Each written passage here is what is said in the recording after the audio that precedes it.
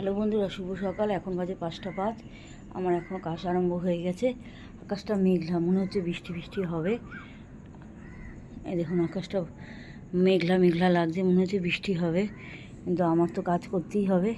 গাছে কটা সাদা ফুল ফুটেছে, এখন এই দিয়ে কাজ শুরু করব।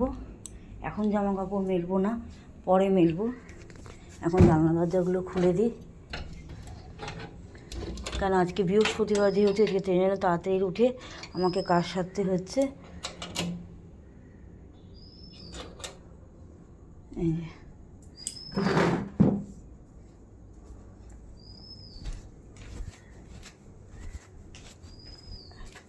আজ বৃহস্পতিবার, তাই আমি কি তাড়াতাড়ি উঠে কাজ সেরে ফেলছি।